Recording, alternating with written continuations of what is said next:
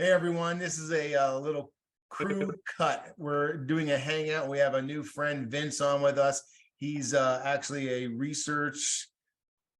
He works with Daniel Shake in the meteorology departments, and he just asked a cool question of the crew. Vince, you want to repeat the question? Yeah, I would like to know what got all of you into meteorites. What drives your passion for the field? Wow. Okay, someone raise your hand if you want. You can do it to the camera, and I'll come to you.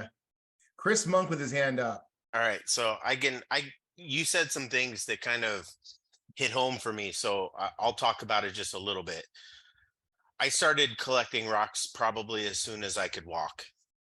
I just was always fascinated with rocks. I was walking around picking them up. Oh, this is cool. I actually am 47 years old and still have some of those same very rocks today. I didn't know until much later, till maybe about 10 years ago, that a normal human could own a meteorite. I played sports and I did all these things growing up. None of my friends knew anything about rocks. None of them cared. I didn't have anybody to talk to about it.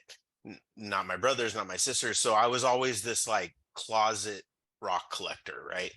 And I got my first meteorite in like 2005, and I was like, oh, this is the coolest thing. And I looked at it on the shelf for like 3 or 4 years, and then I learned enough to know that it wasn't even a meteorite. And then like I was on a quest, right? Now that it's a thing, now that I know that you could do that, I started looking, and I was going to rock shows, and I was going to Quartzsite show, and I was just, getting all this random stuff. And I've got shelves in my house full of all these rocks. And then I actually started finding real meteorites, and it was the coolest thing. I was like, this is cool. And everybody'd come to my house and I'd be like, this is a meteorite. And they'd be like, so what do you have to drink? And so it was just like the most random thing. And then one time, every one of my girlfriends ever have hated it. But then I was like, you want to go up to Payson? We're going to go to this rock show up there. And, there's casino right there, right? And I was like, yeah. She goes, sure, I'll go. So we went up to this casino up there, and I walked in. The very first booth I walked into the door is Topher. And it's just sitting there, and it's just full of meteorites. And I walk up to the table and I'm going, he's got palasites. He's got palasites. And she's all, what's a palasite? And she's like, don't worry about it. It's just really cool. You should know that. And so like, I'm like picking up stuff, and I'm like, oh my God, I've only seen these on TV or in books and whatever. So I bought up a bunch of stuff, and then I started talking to Topher. And after that, I found out there's more than just me that likes meteorites. And it's just been a downhill battle for my bank account ever since. And I do have a very vivid memory of that day meeting you. We got a picture with you and your wife because you guys were the winner of the Guess the Weight meteorite contest, and you won a prize. So randomly, I took a picture with you, and now fast forward a few years, we're tight bros. Yes, Good sir. story, man. Thank you so much. Wow, there are a lot of hands up. Oh my gosh. Yeah, thank you so much. So excited about this. This is going to be a great segment. We have everyone with their hands up. Pat Brown, give us the score of why you got into meteorites, man. When I was a little kid, I was picking up rocks, and I lived the Apollo landings and those missions. Read all of the books that I could get my hands on of the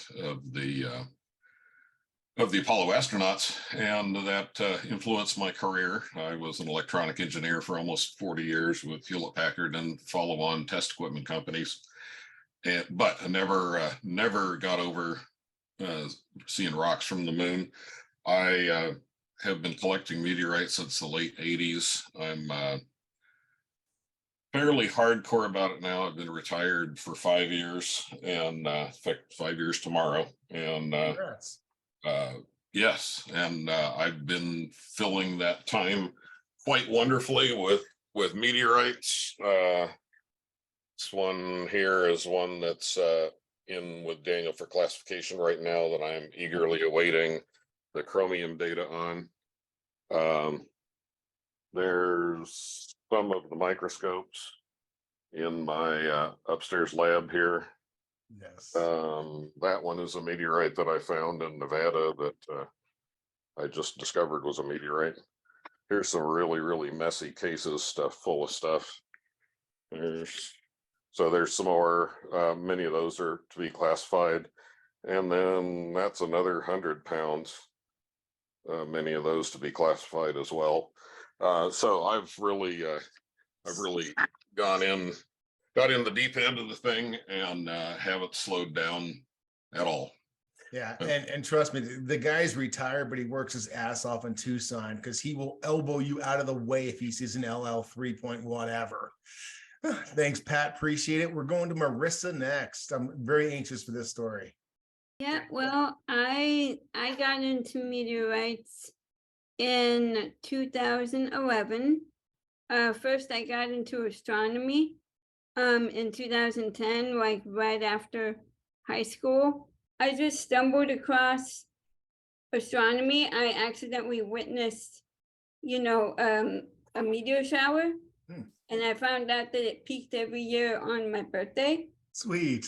So that piqued my interest. It was the most beautiful thing I'd ever seen. And, Nice. From there, I just really got into it. I knew of meteorites, but like everybody else, I didn't know that you could buy them. I thought they were only in museums and that only like scientists and researchers could get them. Mhm. I knew of the show Meteorite Men, and I watched that. It was really cool. I get one in the mail as a free promotional gift from Astronomy Magazine. So I was like, oh, if people are giving them away for free, then absolutely you can buy them somewhere. Mhm. So from there, I looked up the Meteorite Men, and I figured if anybody's selling meteorites, they must be, and they're going to be the real deal. So they're the first people I bought from. And then I met them at NEAF in 2012, and they were very kind. And from them, I met everyone else in the community.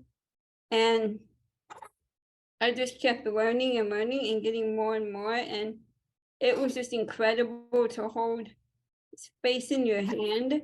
Yeah. Well, I couldn't believe that anybody could just buy it and have a space rock. Yeah. Like it felt like being one with the universe. And I wanted to try to go meteorite hunting. After seeing the dry lake bed episode with the Meteorite Men, I was like, well, I could do that. Why couldn't I do that in my wheelchair? I simply was just humbly asking for advice. The community went above and beyond, and they raised money so that I could go meteorite hunting. In 2015, I got to go do that, and I found 2 little meteorites out on a beautiful dry lake bed. I went from, what can I do? I'm in a wheelchair, to look what I did. I'm the first one to do that, and I have this amazing community now, and that's it. I love meteorites. They're everything to me. Allison, what is your story? My kid came home from a fossil hunting trip in grade school. He was really, really little, and he was really excited.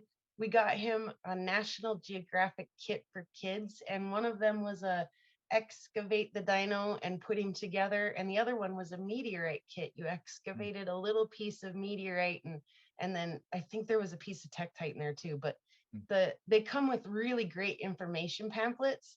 And I was over there thumbing through the meteorite pamphlet, and I was like, wow, I wonder, I mean, we were already rock hounds and collecting fossils and things like that, but it dawned on me, I wonder how many people in the middle of nowhere, Montana, are actually looking for meteorites. We know they're there. How many people are actually trying to find them? Probably not very many. So we started together, him and I, this journey of really, really stubbornly trying to learn how to identify a meteorite in the field without actually purchasing a meteorite. So we watched all of the Meteorite Men. We were binge watching Topherspin Meteorites. I was looking at Meteorite of the Day pictures. Anything that I could do except put a real meteorite in my hand. Mhm.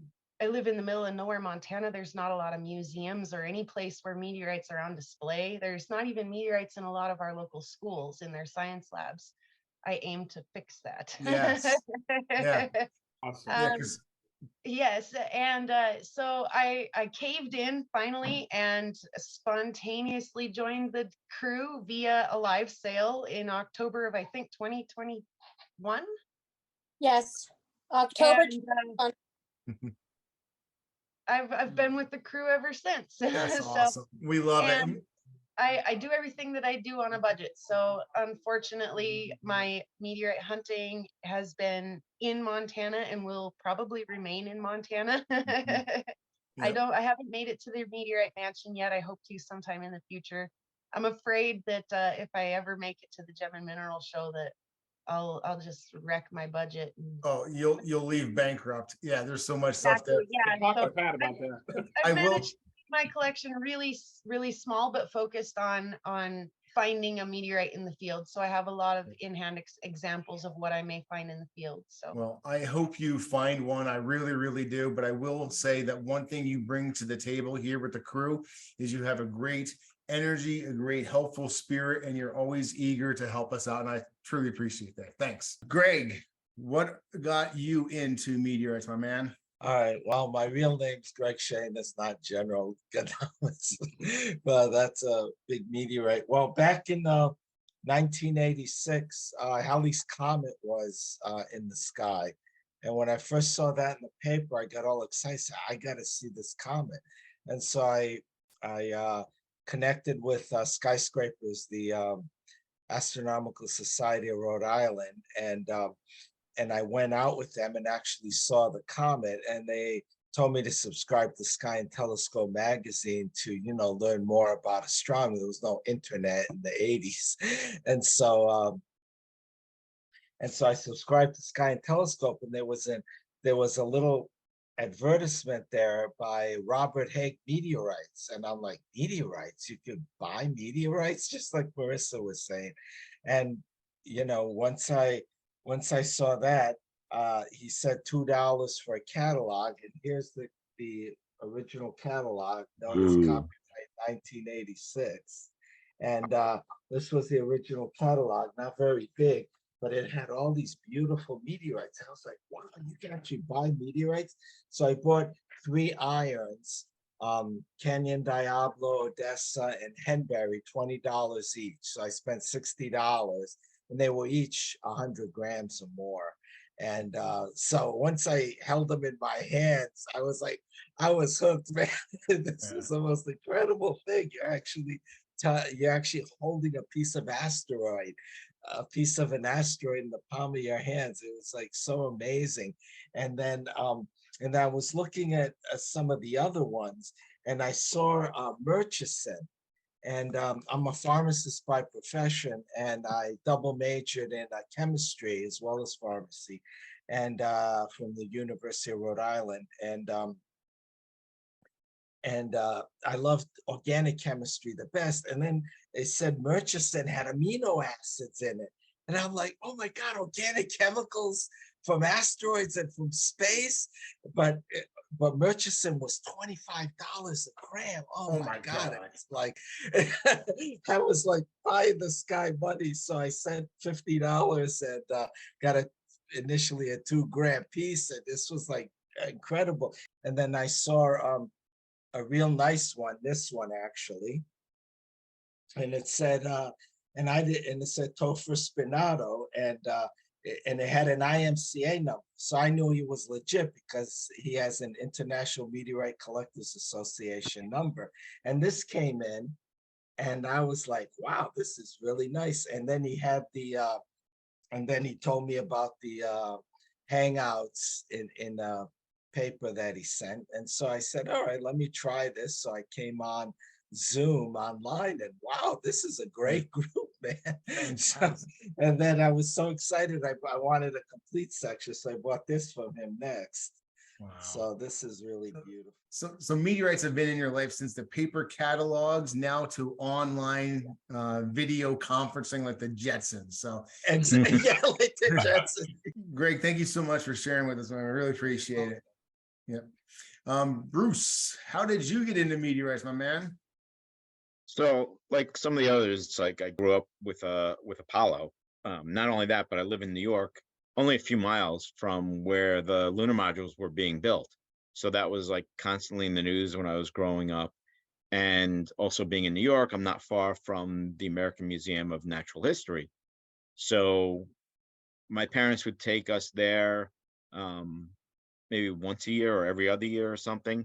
The meteorites are right next to the gem and minerals. So my dad and my mom were interested more in gem and minerals, but I went there and I'd see all the meteorites, the Cape York. They'd have a few lunars and just a little variety of everything. So I was like always just kind of interested in it. And interested in astronomy. Later on, then I saw Meteorite Men on TV.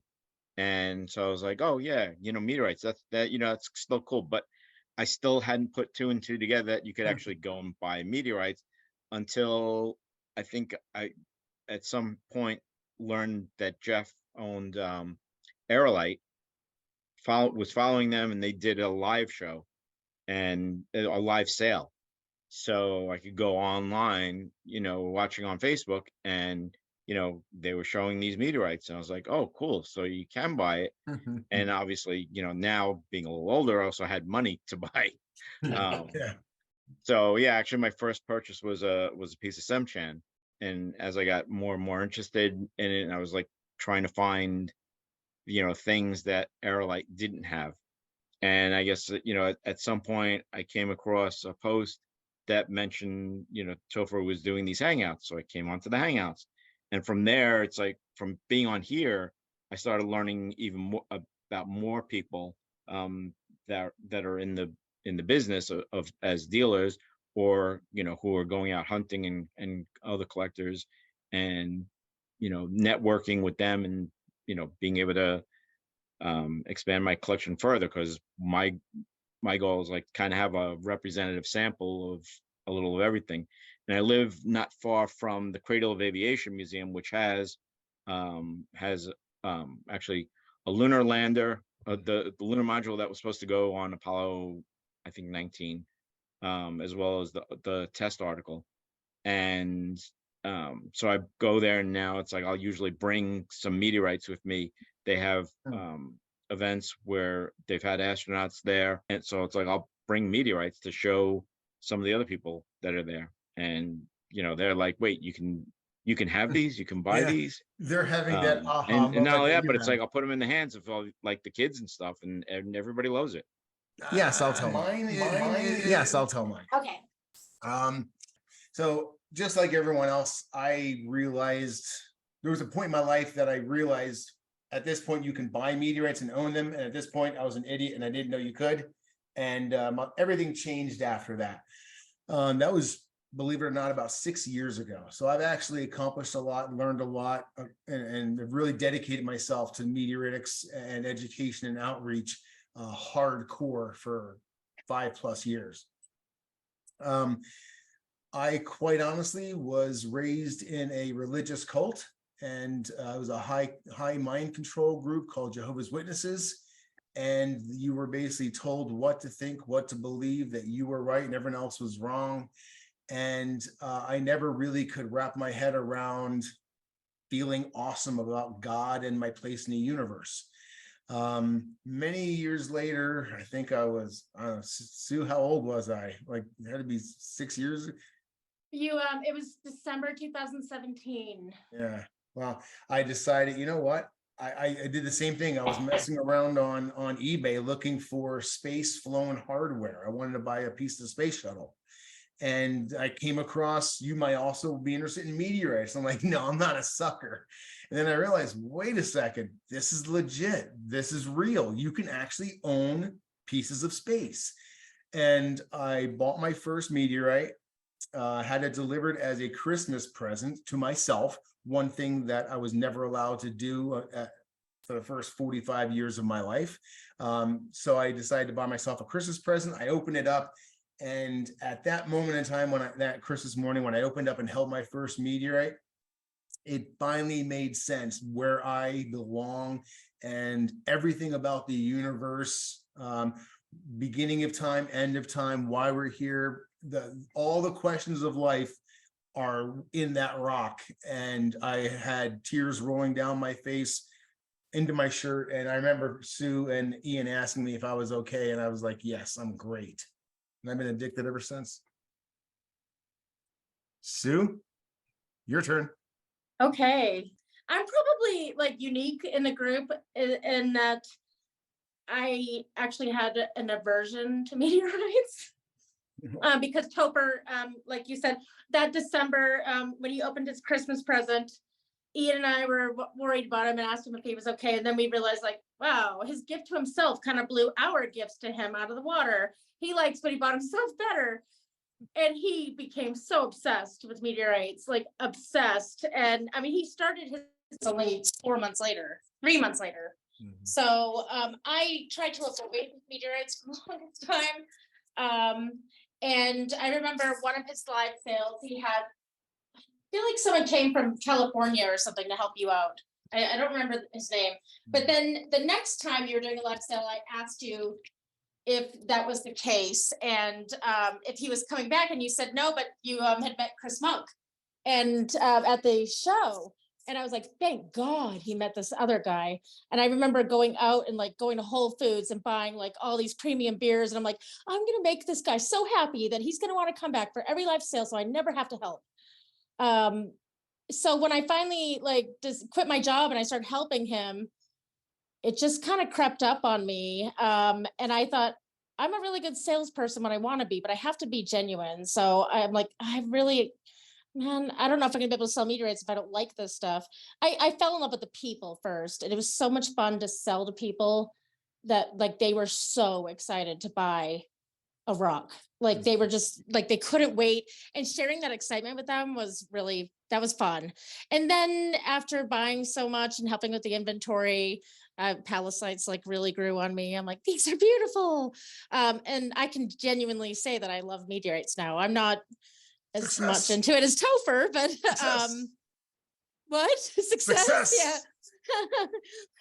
When I open a meteorite package and I'm like, ooh, look at this, or that I point out a few features, I realize that he's just sitting there like smiling, so happy, like, yay, my wife likes meteorites. I can't believe this.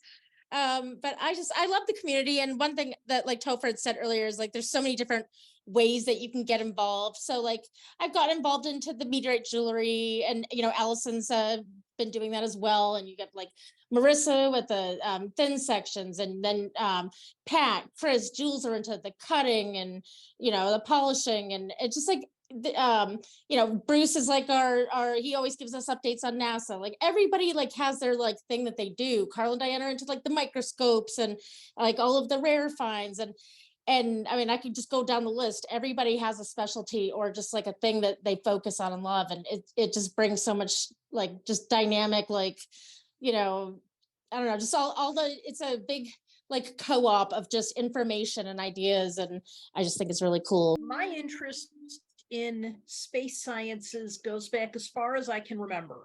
I was born a month after the Apollo 11 moon landing in August. And my dad, my uncles, you know, everybody in the family were always, you know, it's like, oh, hey, you know, let's look at the stars tonight. Hey, there's a meteor shower, you know, so I've always had that interest. I remember when the Viking lander landed on the moon.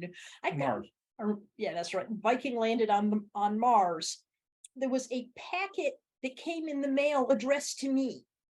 And Dad said, hey, Dee, you got a piece of mail. And I'm like, oh, from NASA. And I opened it up and it was, you know, 8 color photographs of Mars from the Viking viewpoint. And I was just like, oh, wow, you know, these are going on my bedroom wall. I was 8, you know. Didn't even occur to me that my dad had requested this packet. through his contacts at Cornell. He must have, because, you know, NASA didn't know who I was, but I just thought that was the coolest thing. So when I first heard that, you know, the little streaks of light that I see in a meteor shower are actually bits of rock falling and burning up, but some are big enough to make it all the way down. It's like, oh, wow, that's awesome. You know, you see them in the museums. Didn't occur to me that I could have one. Then, you know, reading a book talking about it's like, oh, Martian meteorite for $1,000 a gram. You know, this is in the early 90s. It's like, I'm never going to be able to afford that. Then Carl brought home the piece of Sahodialine, you know, 26 grams for $25. And I'm like, oh, I want more. Gimme, gimme, gimme. You know, and it's just, things have grown from there. And I have always been a collector of weird things. So in my influence on our collective meteorite collection is I want all the types. I want the ungrouped ones. It's like, I want the things that there aren't much of. If I see something that says ungrouped, unclassified, what have you, that's the one that I want a piece of. That's so Carl, beautiful. how did Yeah. you get into? Back when I was a child, about 7 years old, just after the moon landing occurred, my father was very good friends with John Glenn at the time.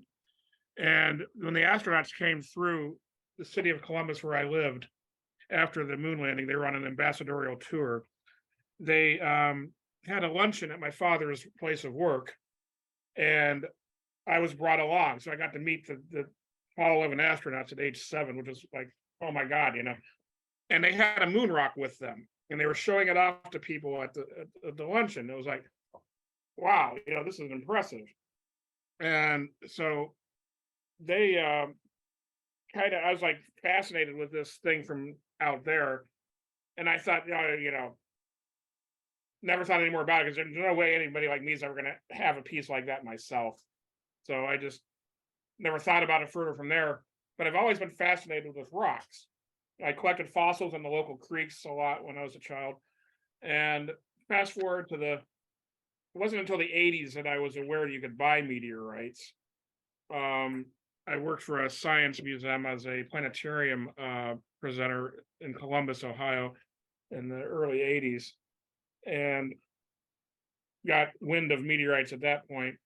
You know, of course, back then, the only people that you could see selling them were people like Bob Haig and David New and other names like that from way back in the day. First meteorite I ever bought was actually a Sahodialine, and from then on out, it's just been a thing ever since. Fast forward to I think it was the mid 2000s when I first bought a piece of a lunar meteorite, and I had a magic moment when I was finally bought a meteorite, and I thought about myself at age 7, like, I'll never own a piece of the moon. And I was like, now I own a piece of that moon I saw when I was 7 years old. Yeah. So it's been stuck with me ever since, and I've been a nerd on it for decades. My wife is equally nerdy on it now. Mhm. So sky's the limit. No Victory. pun intended. Now we're gonna come full circle to Vince. You started this whole thing off. Finish it off, man. How did you get into meteorites? So yeah, it's going to be very hard to beat your guys' stories. So I will say that I actually you know, so I started at community college, kind of was aimless in my late teens, early 20s, didn't really know what I wanted to do. And so I took classes at a local college, and in it, the professor, you know, I took a Geo 101 class, and the professor talked about planetary geology being a subject. And so I was like, well, that's pretty interesting, like geology of other planets. And so meteorites, I didn't discover meteorites as a field until a little later, after I discovered this whole field of planetary geology. I discovered meteorites officially at a bookstore at Barnes and Noble.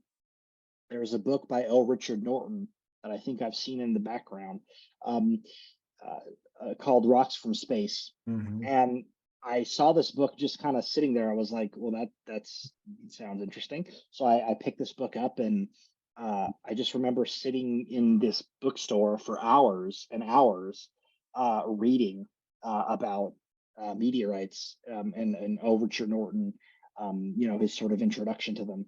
And I had no idea who Overture Norton was. I had no idea, you know, what his contributions to the field were. But I just remember being fascinated by this idea that you could hold a rock from space. And so I think it was, you know, the story isn't as, I think, as physical, or in my opinion, it's not as exciting as what I've heard tonight. But you know, I think the thing that I share with all of you is I definitely discovered my love for meteorites and rocks from space, I think, in that moment, like sitting in the bookstore. And so ever since then, meteorites has kind of been something in school that I've pursued, you know, extracurricularly. So I've just purchased way more books than any undergrad, you know, any poor grads or poor college student has any business to buy. I've spent way too much money on meteorite books. I'm looking at several right now. The Encyclopedia of Meteorites by Norton as well. You know, so I started reading all these books, and I just got really into it. And then I eventually discovered Topher online, and he was lending a portion of a show to this meteorite scientist named Daniel Shake. And I was like, okay, like, so there was like people that, you know, experts that study this, in, you know, an academic setting. And it kind of all went downhill from there. And now in my wildest of dreams, I'm before you in front of Topher in a group chat with all of you actually participating in it. So really full circle. But yeah, that's how my passion for meteorites started. Well, what a great question to ask the crew to start off the conversation. It kind of helps you get to know us a little bit better. And it still freaks me out to think that you and Daniel are hooked up and doing, I mean, real meteoritic science. And like the crew had a part in bringing you together. So that blows me away. We look forward to you giving us some presentations, your dry runs on presentations, any information you can share with us about the classification process. We're really glad to have you on our crew. We're going to call you an honorary member of the Knowledge Bolide crew. So if you guys want to see more of Vince and his information, actually hands-on lab equipment, classifying real meteorites and presenting papers, by all means, please hit the like button, subscribe, and come back and watch us more. Thanks a lot, guys.